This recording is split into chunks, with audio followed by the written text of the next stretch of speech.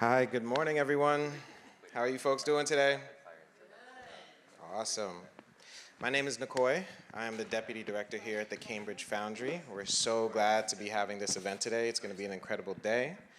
If you don't know about the Cambridge Foundry, we are a multi-use arts center in partnership with the City of Cambridge, the Cambridge Redevelopment Authority, and the Foundry Consortium. We bring all different types of arts activities to the community so folks can engage in classes, artists can have a place to practice and create, and the community has a place to come together. It's been a project over 12 years in the making. We're about to hit our 3-year anniversary, and we are just so happy with all of the growth and engagement from the community that we're seeing. So today we are pleased to be hosting Electric Skin. It is co-curated by Boston Fashion Week and AFFOA.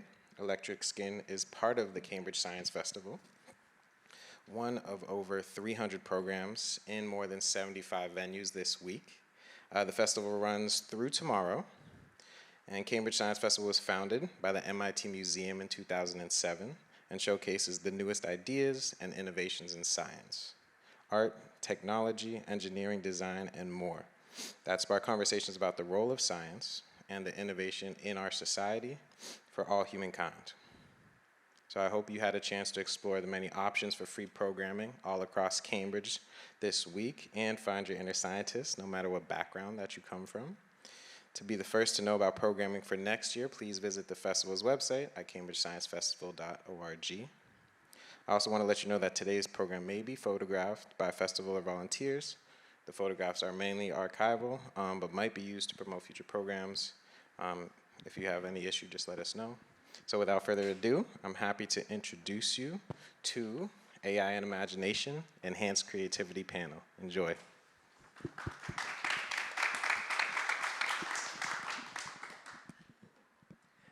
Hello. Yeah, it works.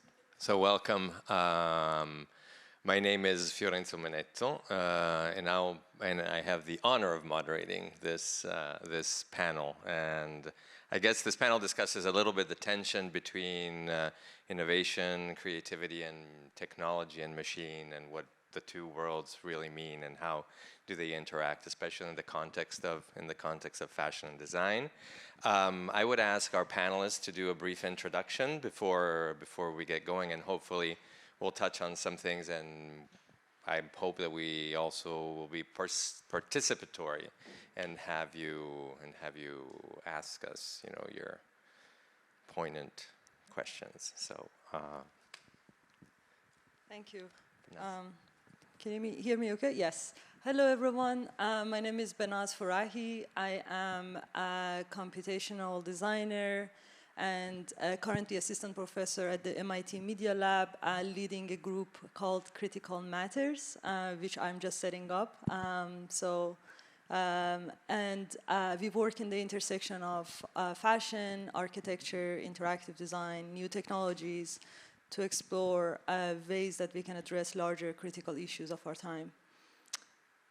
We'll talk more. Hello, I'm Zoe Zhu. I'm originally from China, but now based in San Francisco, travel around. I'm currently located in New York City. I'm a senior creative technologist at IDEO. It's a global design consultancy. You probably can find our Cambridge office in the Center Square. And at IDEO, I'm mainly doing creative technology for our clients, so I can speak about fashion, retail from a more product perspective. And outside work, I'm also a textile artist. I do traditional weaving, and I embed the coding into the weaving patterns.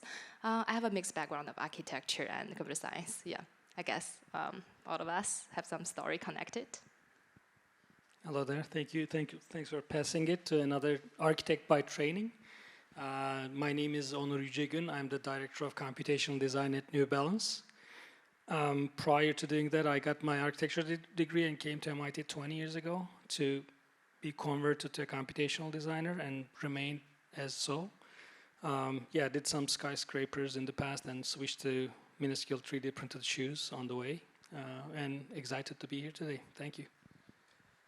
And I'm your moderator, and I don't know exactly why I'm moderating this panel, except for the fact that I've been involved in a lot of things with early AI for, I'm not going to say when because it's going to date me even more than I already date myself with my hair.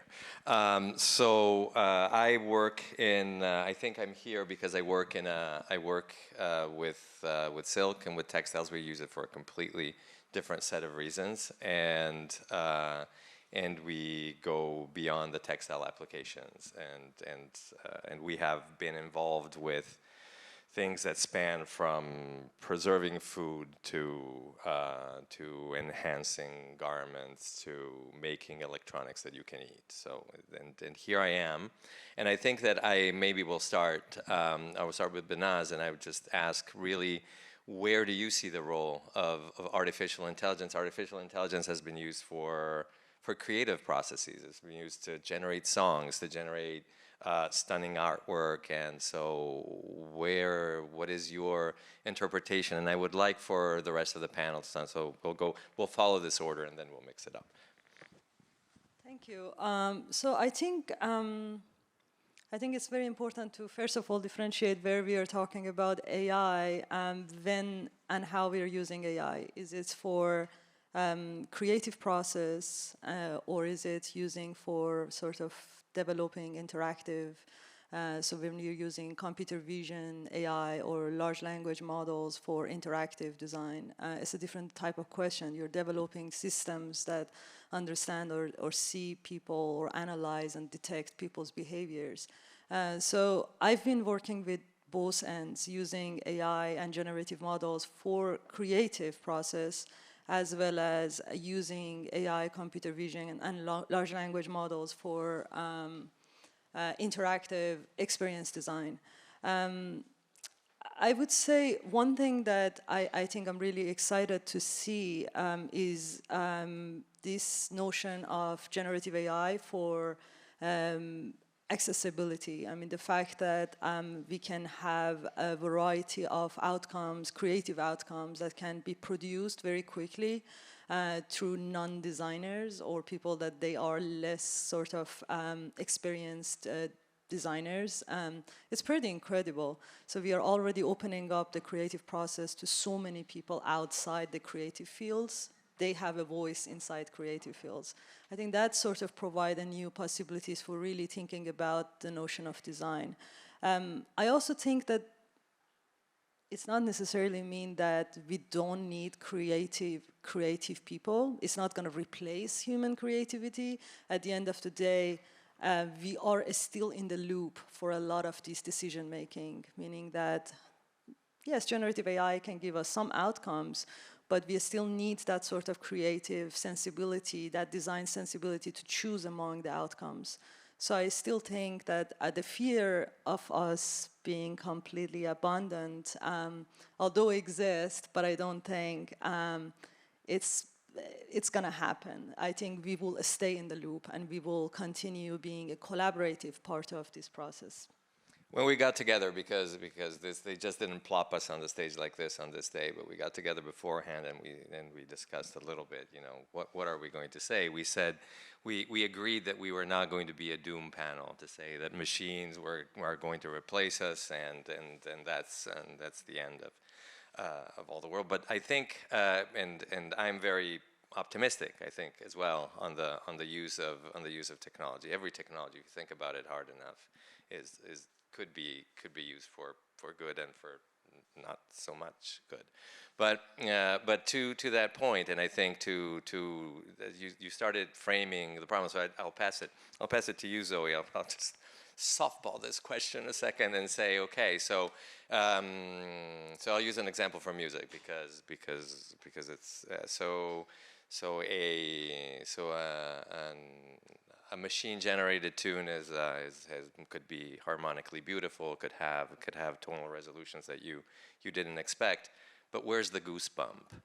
And so how do you sort of like get to that? And I think that ties a little bit to the replacement issue.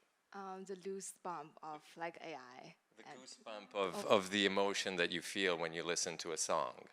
Sound, yeah, actually, yesterday I was just checking out brand Eno. They have, I think they have it like 2-3 years ago. Like brand Eno developed an app that is called Blom. It's using AI and the interaction to define music. So you open the app, like from product perspective, like you open the app, you can like tap it on the music on the screen, and then it automatically play the AI sound for you. But when you're not playing it, it keep to another, like turn to another mood of the music. I find it's very interesting, like how human input can kind of level up the process. And I feel that is my answer. It's like how let's human AI collaborate with each other. Like what is the best way for that? Are we design the right interaction for that? Because currently we're thinking we input a prompt into either ChatGPT or Midjourney, and this human input is very one direction and output it's another direction. So it's just like a two-direction interaction. So how we can design kind of interwoven process, like we wave our human interaction with the machine itself and create a piece. I was looking at an artist, I forgot the name, but they're doing the code dancing with a robot. I feel that is a very beautiful and sexy moment for me. It's like how human machine collaborate and create beautiful things beyond human imagination. So it's something not human can individually make. There's some part, when I do the project at IDEO, we spend like 5 weeks to develop a product with collaborate with AI, like human do a part, AI do a part. And we find it's very interesting, like human is really good at like intuition, like very like direct creativity and exploration. But AI create a lot of like kind of different variation and also the analysis ability that human is a little bit beyond human ability, because we need to spend a massive amount of time to do data analysis, like data generation, like all this kind of things that like machine actually better at. Yesterday I was also reading a book. It's called Creativity on Code. So the author Marcus du Soto, he's a British mathematician. He wrote about 3 kind of creativity. One is exploration and combination and revolution. This kind of things human creativity, like the type of creativity human have.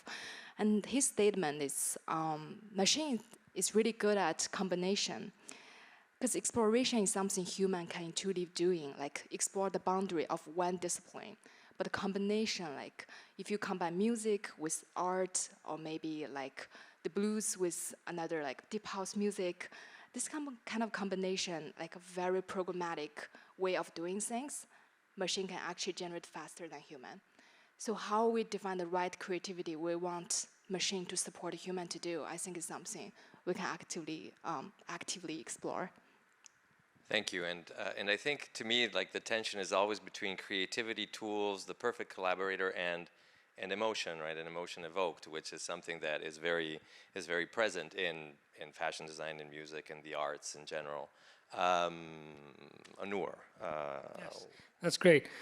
I'll just jump in to say great points. So my question is why? Like, why is it like that? Why we kind of like, how do we differentiate from the other intelligent systems, and are there any similarities? I think just kind of like thinking about it a little bit and reading looking into the history of AI is kind of like helpful for that, for everybody to find their own answers. So you don't have to settle your mind down, but kind of like if you look into the history, you're going to start realizing that all the terms that we are using today are a little too immediate, right? So we say AI and creativity, AI and imagination, hallucination. What is it like? What is it? When you think about all those terms from the human perspective, you start realizing, oh, they're kind of like, scientifically, I have parts of my body, and then I have, let's say, emotions, which I cannot define. There are kind of like medical or scientific kind of aspects that I can quantify. So one thing for me, the very crucial thing is there are things that you can quantify, computational things that you can computationally define, and there are things that you cannot quantify, which is pretty much quality, right? You can go to Zen and the Art of Motorcycle Maintenance. The whole book is about explaining and not being able to explain what quality is, and it kind of like finally meets it in the middle of saying, oh, scientific view of the world, great but not enough, or spiritual view of the world, great but not enough, right? So when you look from those perspectives, you start understanding that, okay, the machine can do a bunch of things, but in a significantly different way. So the fact that it can generate crazy images is it's not doing what you're doing when you close your eyes and or like cloud gaze or kind of like have a mental image. It's totally different process, right? So I think like I'll just stop there, but just to say that when we pause for a second and stop using the words that we have been using for explaining ourselves to explain a totally different system, then you're going to start seeing the differences and similarities in a better way. Thank you. And so I would like to invite you to start thinking about what questions to ask our esteemed panel immediately, because after this round, I'm gonna ask you to ask them something that interests you or keeps you up at night. I hope not, but what is creativity to you? And how does it relate to AI? Sure. Creativity is, well, I'm going to look from the human perspective because I'm a human. So that I know what I do a little bit. I kind of do know what machines are doing too. So like I'll handle myself first. Creativity is to me about just like the epiphany, right? So the goosebump moment and the discovery of something that's new, right? So which is, I found something which is either slightly different than what I thought of, what I kind of imagined, envisioned, or it's like significantly different, right? So creativity has this like huge spectrum of being like mediocrely like 4% better than what I had in mind, or like 200%, which is this kind of like truck hitting me and I'm being super inspired. So within that range, I think we can, keep discussing. I mean, it's a big question. I mean, what is creativity? You can write a book. You can write a PhD about what is creativity. So it's a very similar to like what is emotion. You open a Pandora box with lots of different ideas in it. But to me, if I want to have like sort of one line answer as a human, a very human-centric answer, it is coming up with novel outcomes out of pre-existing experiences that we have. So if you come up with something that is built up based on your prior experiences, that it's something that is novel, that's a creativity. And then you can argue, can AI be creative? And I would leave you to answer that. I can't even begin. It's multiple Pandora's box. I don't think that I could even define what intelligence is, so much less what artificial intelligence is. It's kind of one of these things when they tell you, let's go find life on Mars, and then they ask you, how do you know if you found life? And then you go, wait a second. And that's what about you? What about you? Yeah, I totally agree. Like Pandora box, the creativity. And one fun things, because working at IDEO is very interesting. Like we have a lot of multidisciplinary designers, also at the MIT Media Lab. The same, like people call us like innovation, like the hype, like creativity. But sometimes I feel creativity is a little bit programmatic. You have the process, you have something you need to learn in depth, and then you can expand it. Just as what I mentioned, like 3 types of creativity, I really agree with that one. The first one, like exploration. If you imagine a circle, you already know a lot of domain knowledge inside. You explore the boundary of that, explore a little bit edge of what's next. And the combination is like you draw a 2 circle, and the things in between is the creativity. And if you do revolutionary, it's more like, you have a new idea. That is something that beyond like what you're thinking or what your discipline is. But this is something like you already have a lot of accumulation, have a lot of process, like you practice a lot of times, and then you all of a sudden have this inspiration. So sometimes I don't think creativity is something you can get immediately, or like you have this inspiration, like kind of like light in your mind. I actually not believe in that. I feel something you need to really get in depth, like you train yourself, and then that moment happened, the creative moment happens, actually you already accumulate a lot. Can I add something? I love to build on that a little. I mean, it is fascinating because 3 of us in this panel are trained as an architect, and that is quite interesting. And we all end up doing something that is not architecture, capital A, right? Computational designer is the closest thing that we can describe ourselves. But I remember, like, when I was in architecture studio courses, what does it look like when you're like learning to design a building? The instructor come and give you like some case studies, like Frank Gehry, Zaha Hadid, Renzo Piano, and like you're just like study all these architects to see like how do they look at the design. And then the idea is that through this case study, you learn the architectural vocabulary, architectural language, and then throughout the semester, you have to develop your own idea. So now, if that idea is a little like Zaha Hadid, but there is something novel in it, then the instructor love it, right? So so the creativity in human, it almost happened in that sort of progressions that, yes, we learn about what is being done before us, who are the fashion designers, what kind of works they've done. And then if you can bring something novel, that's your contribution to the field. And then everyone would see you as like a creative person. And I would love to kind of expand this to AI. I mean, if you have data sets that is being trained based on, lots of information from internet, from designers, and then machine can come up with a new solution or new outcomes, why don't we call that creativity? Can I jump in right there? Absolutely. I think that this could go on for many hours. This is a very good one. So I have a couple of resolutions to tools to work with. So the challenge of AI is while you're training an AI model, like a large language model or a generative image, kind of image generation tool, you work with huge data sets. There was like 5 billion images that are clipped, meaning you have to show the image, like put the image, explain what's in the image using natural language. Interesting, right? So you have to define something explicitly once, right? So there's no ambiguity in it. You cannot be ambiguous while training AI. Imagine having 5 million data points as images and then 5 billion very strict definitions for each one. And then you try to make it do something ambiguous, which is design.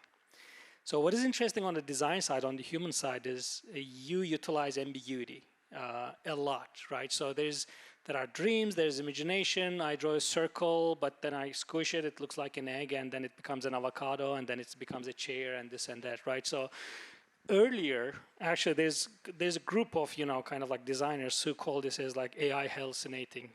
Not really. AI is actually trying to do something and it's failing, right? So that's what it is. And we attribute imagination or hallucination to AI, kind of like thinking that like failure of AI was actually something creative.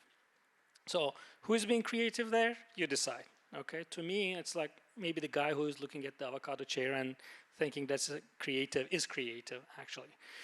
So that's the biggest dilemma for AI for me. So just kind of like working on very rigorously collecting existing data set and trying to make it to come up with something that didn't exist before, novelty. We all said like something new, novelty on the creativity side. Well, somebody can say humans are doing it the same way, right? So we have the knowledge which we accumulate to a point, and then we find like different ways to combine them and come up with kind of like a result. The question is it really that way? Do we for certain do we know humans are working that way? Is the question.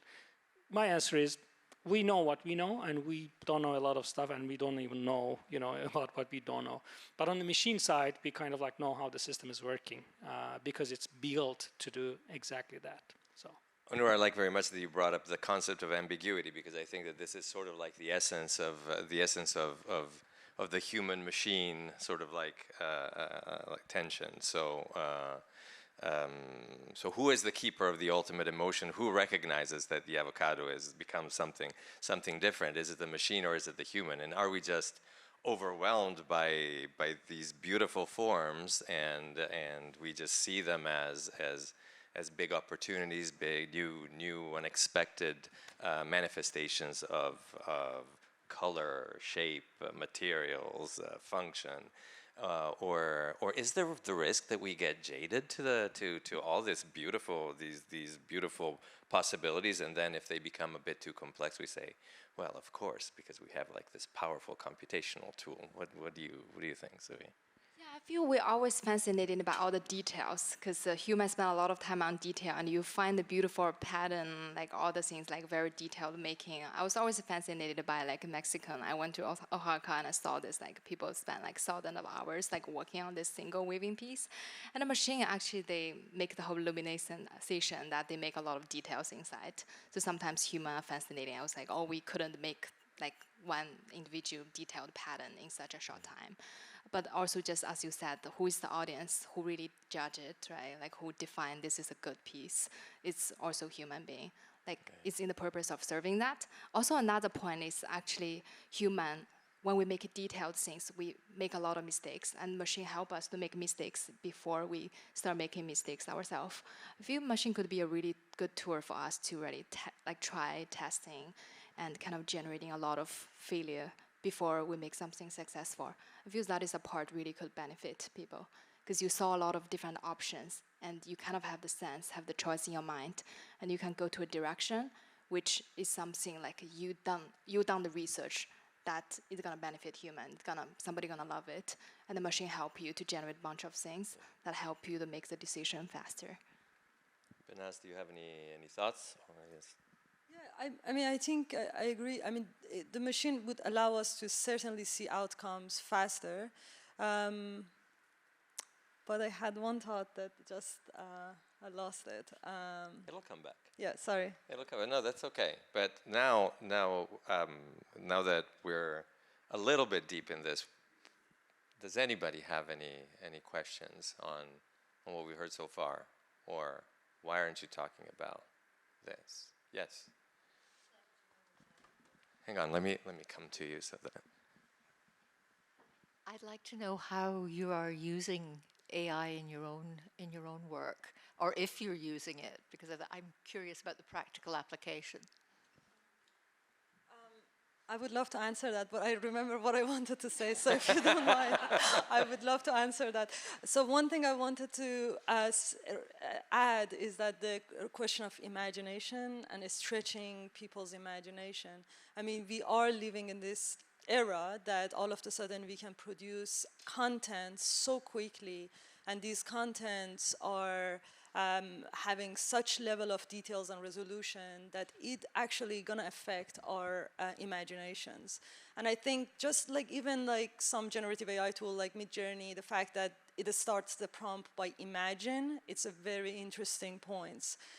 We are already imagining through these devices, so it will stretch our imagination. Every innovation in the history happens first through imagination.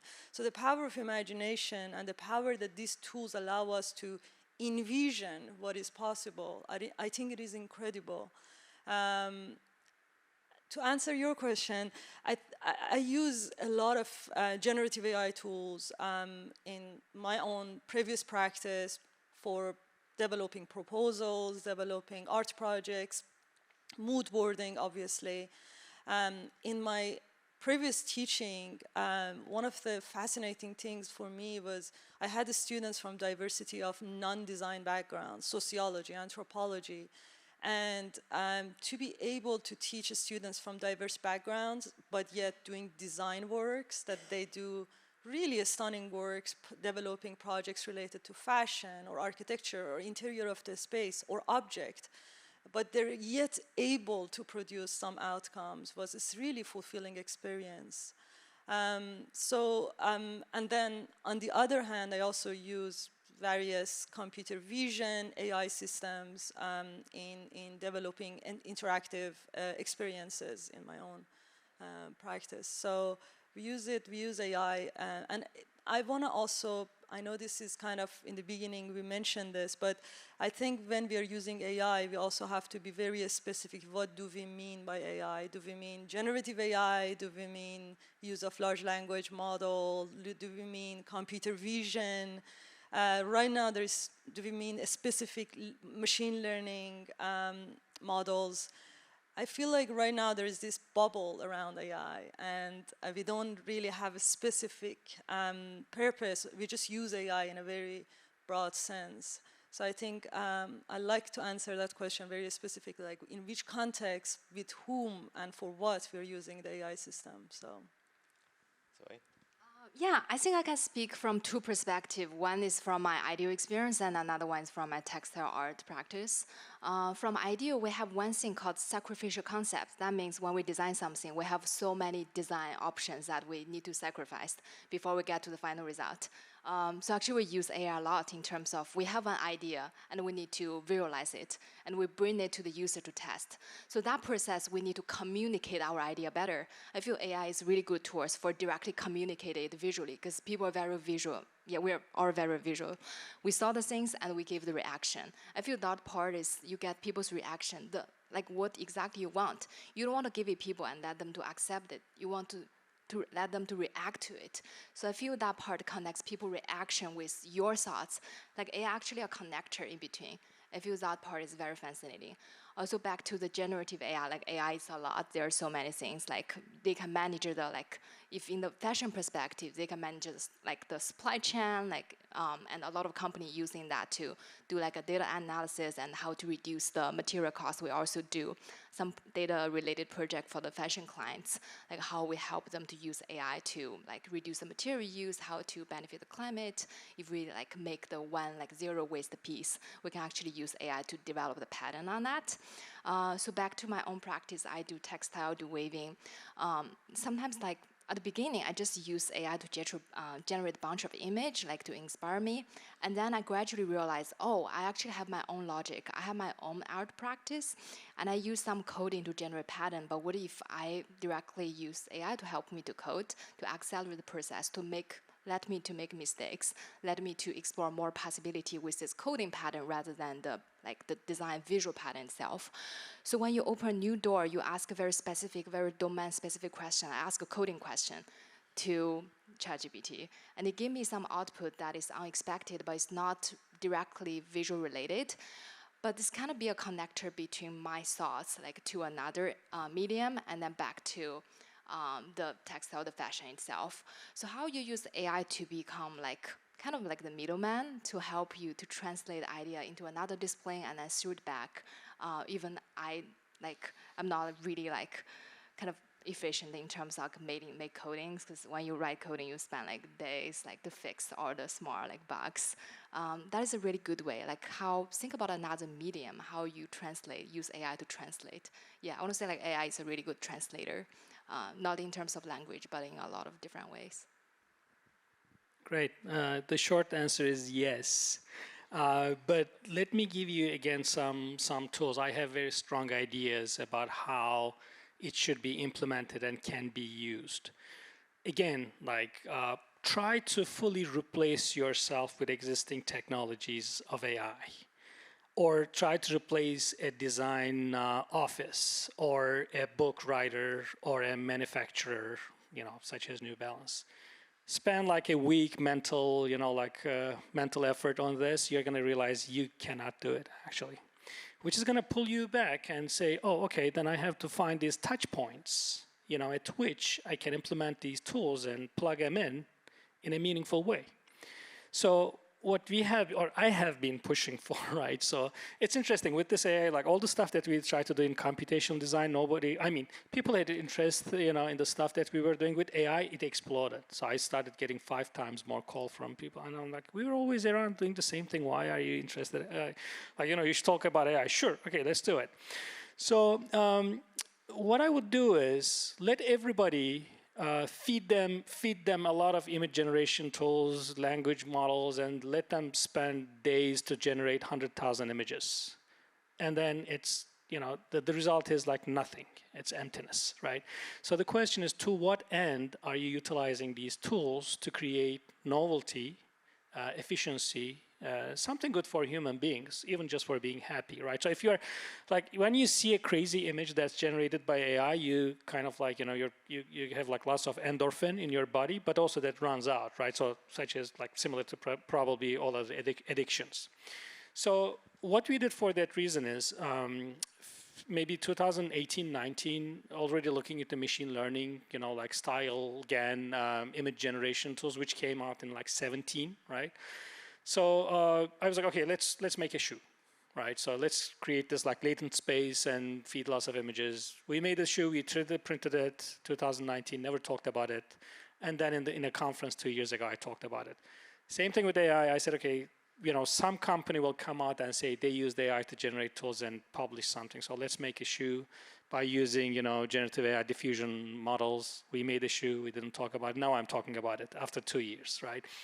The point is, we also have that shoe as a 3D printed shoe. And actually, I showed that image too. I don't have it today here. But the point is, it doesn't work.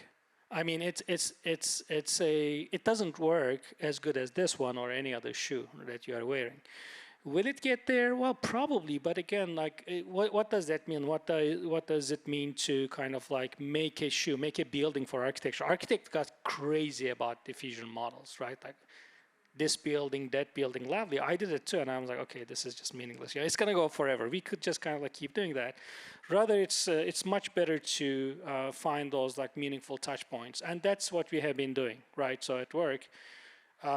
We have a very rigorous selection process, vetting the tools, experimenting with the actual user, like designers or whoever is using it, and then evaluating it, and then find the niche, the meaningful point that the tool is going to work for. Same thing is happening in marketing. Same thing is happening in consumer insights. Same thing is happening in consumer feedback across all departments. And I'm going to just step back. Sorry, this was. I talked a little longer this time, but I want to give you this example. Again, when you take this as a technology, it's like fuel. You discover, you can make like gas, right? Diesel gas. What are you going to use the diesel for? I'm going to put my truck and my car and my plane maybe, and this, it's just it's a way of kind of like discovering a technology and using it wherever it's kind of like proper, right? So it may apply to everything. We have been using AI on Google Maps for I don't know how many years now. Nobody thought about that because it's been optimizing, the route more than 10 years already. So these systems, again, they've been in place. We were just like not aware of them. Now it's just kind of like it's a larger giant and it's producing images. So we're like, oh, that's interesting. So I love the answers, but I know that you three are incredibly creative, and I'm going to go back to the creativity part of this because what you say, I mean, to me, AI, and I'm going to just do one little moderator commentary here. To me, AI it makes my group operate like if we had a press office, a graphic design department, a logistics and shipping department, all to ourselves. There's all these pieces that you alluded to in managing efficiency that come from having these tools. But in the creative process, I know that you've all addressed it in one form. I would like just to focus on the creativity for you and how AI has moved the needle. You alluded to having people that had never designed before now being given a canvas that they didn't have access to before, but just a snippet of the creative side and what it means for the creative side for you, and then I'm going to ask another question from the audience. Sure. How it made me creative. Okay. Early times of ChatGPT, I wanted to kind of like combine some unrelated subjects and give me a text. So I love writing about these subjects or any other subject. It was so dumb and so uncreative, it made me more creative. I'm like, okay, how about this? So I was kind of like giving back. It's not true. I'm not kind of like, putting anybody like superior than ChatGPT or so on. Again, my problem was kind of like being unable to break the pattern. So creativity for me is really about breaking the pattern. Break the pattern, break the pattern, break the pattern. Can ChatGPT do it? You have to push it really, really to the edge. And then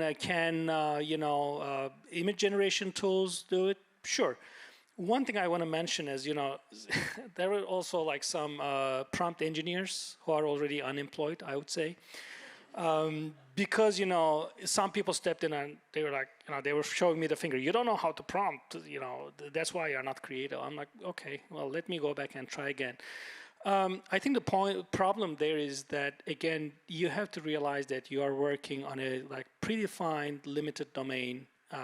And then you have to kind of like work, find a way to become creative. Did it happen? Sure. Like I'll admit that I'm a little, I'm pretty, I'm not the, I don't know how to, you already got to know me, right? About my, how I'm thinking about AI. It helped me, but again, not on the scale of like hype level. It didn't take me from what I am and made me a crazy designer. And the point being is, it's great. Would I go back to an AI-less, generative AI-less live design process? I wouldn't. One thing that is very powerful about is search, right? So like if you are using it to search things, it's very different than quote unquote Google search, right? So, and it makes mistakes. And while fixing its mistakes, actually you get to learn better. And then can you bring that to design? Sure, you can. But the imagery side, I think I'm 50-50 on that one.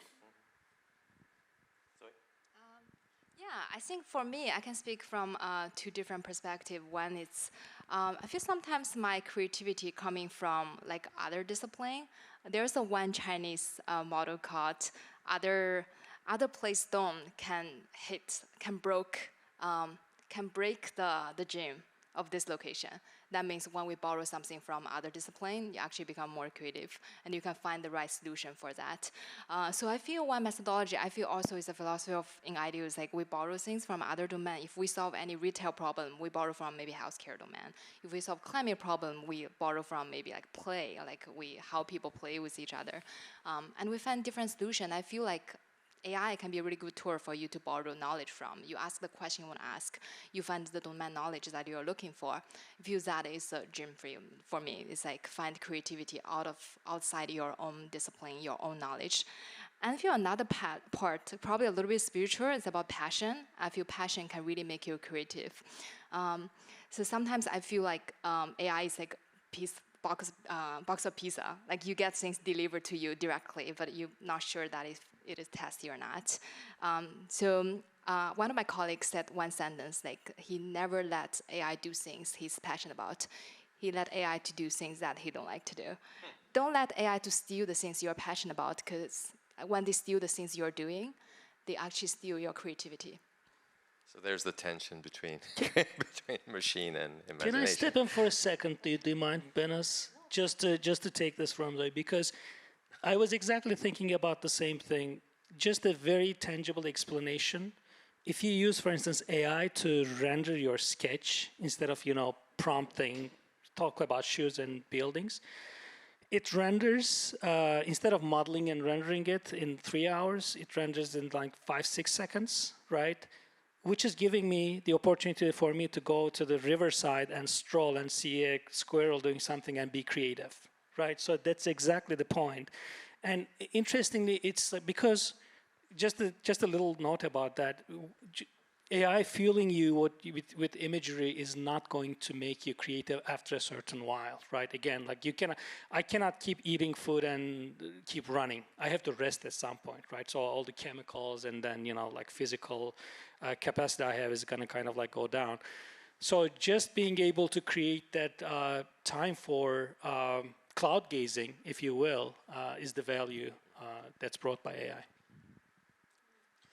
Yeah, so I guess I want to answer that very specifically through my own work.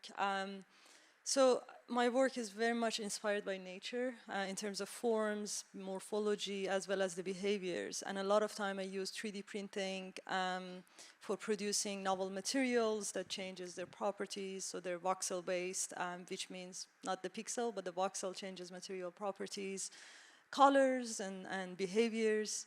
So when you think about what does it mean for generative AI to generate images, so one thing that we've been working is the workflow that you can go from 2D images to 3D printed objects.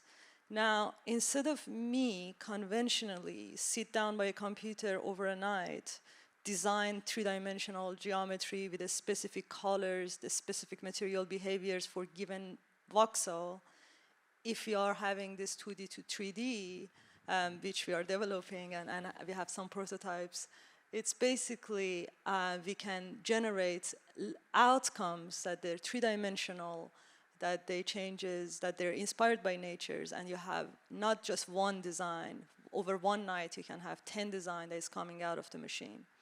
So that already sort of is very promising, and I just think that these tools can help each designer in a very specific way.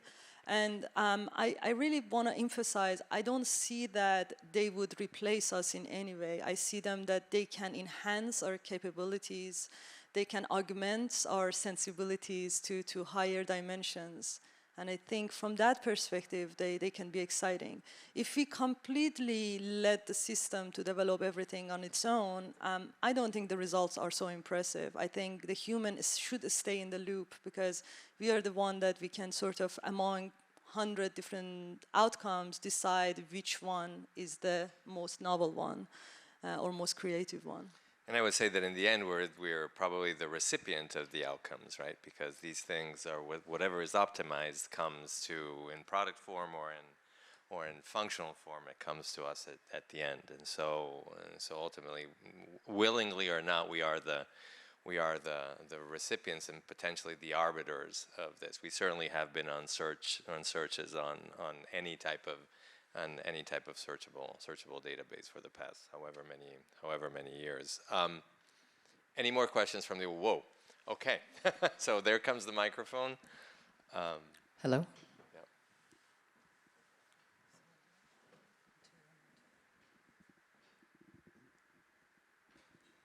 So really interesting discussion, and like you all mentioned about AI being like an empowerment to search engine, but you all did the hard work before, and you learned how hard it was.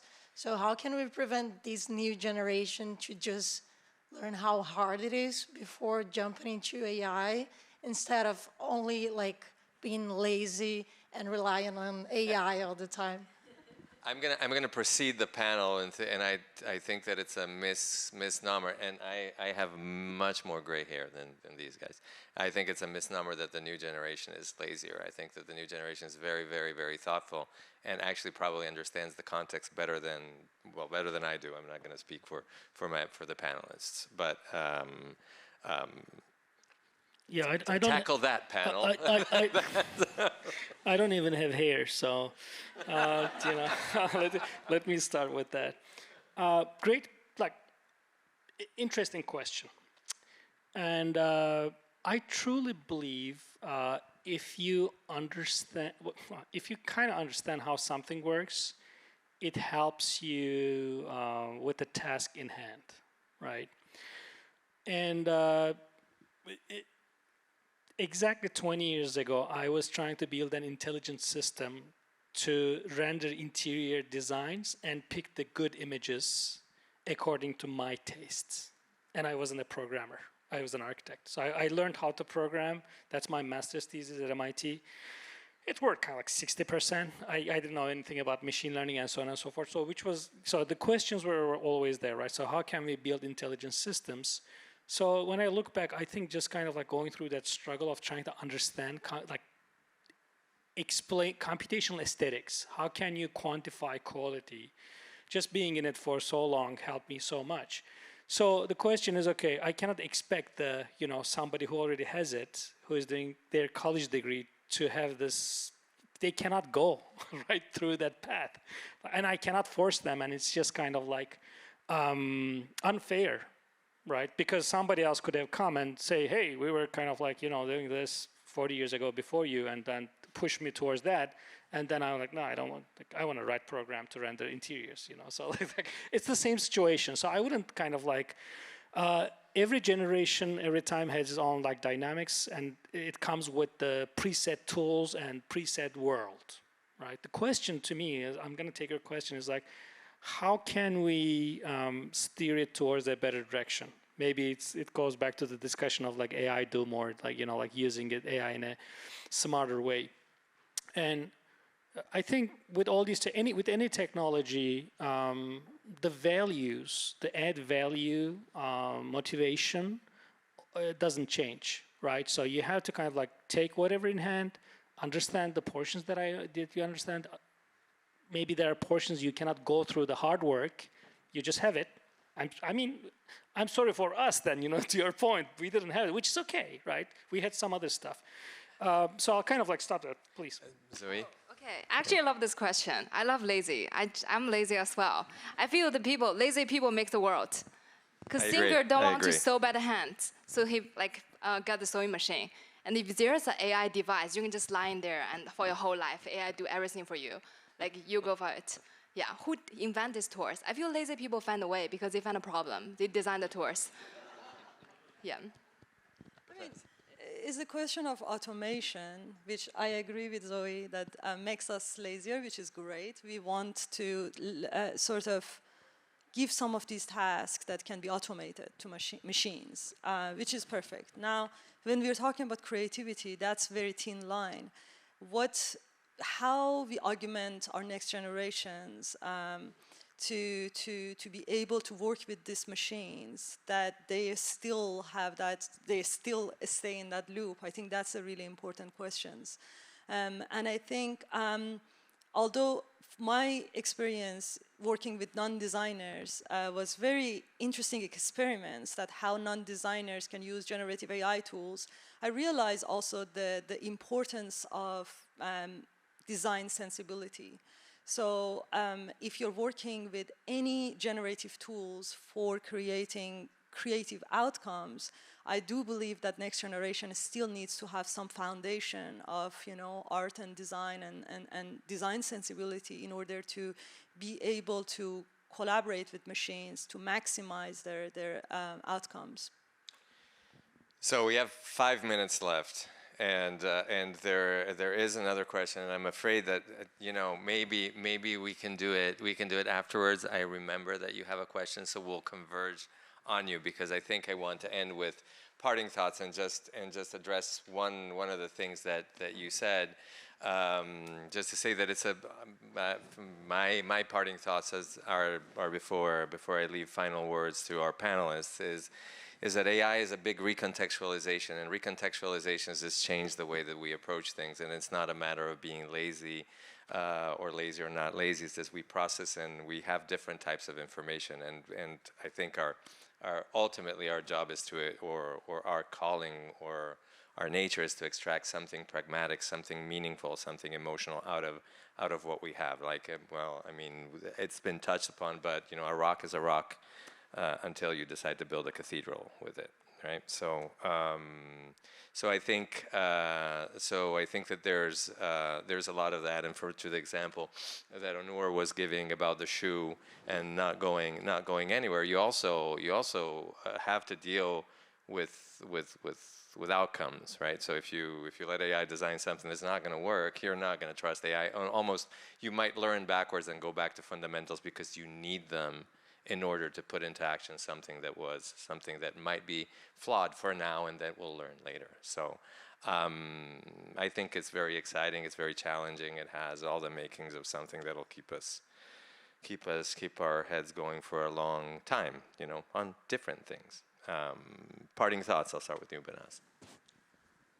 Thank you. Yeah, I think maybe the final thoughts that I don't think we touched here, but I think it's important to also mention it. I mean, we have a conversation, we already talked about a lot about AI and creativity, which I think is very, very fascinating. We didn't even talk or mention the question of ethics, and I think that's also a big question in AI. What are the data sets of these systems? Are they really incorporate all cultural backgrounds?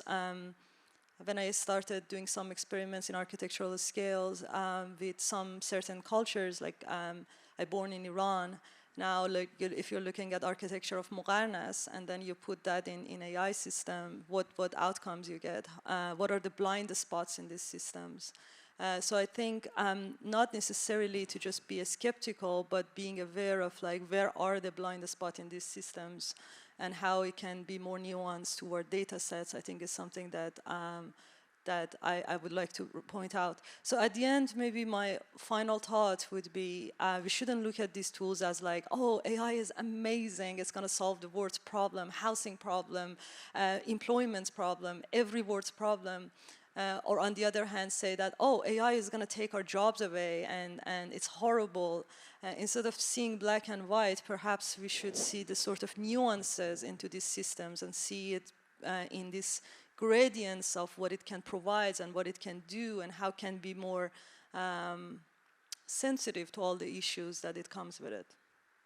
Thank you, and thanks for bringing up ethics, which would need another couple of hours of panel probably to discuss. Onur and then Zoe. Yeah, I can follow. Yeah, I really agree on it, and I also want to tackle the ethical part of it. I was very lucky to work on an IDEO project where we work with micro workers from South Africa, and the people do 1,000 hours, like 10 hours, like 14 hours per day on annotated data. And when we're using the tool, like we should think more holistically, what is the outcome of that? Who is behind of this? To think more, not only the tool itself, how we use it, but also the things behind of it. There are also a lot of things around like safety issues, like climate. I was reading an article about the ChatGPT Coral, like 1 core of ChatGPT actually is a 20-time energy consumption than Google search, like how we do the climate, like think more holistic on climate.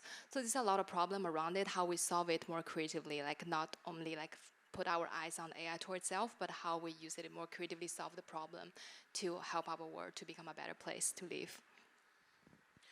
Yeah, I'll just kind of like step back and say that the future is always ambiguous, but it's shaped by humans, right? So whatever we are planning for, that either doesn't happen or something significantly different happens. So by the time AI replaces my job, probably my job won't exist anyway. It would be redundant. If we plan to travel the world on land without flying and like 1,000 years ago, right? So it would fail anyway because we start flying. So the point is probably AI will lead to stuff that we cannot think of yet, which is great because you can shape it. So that's it.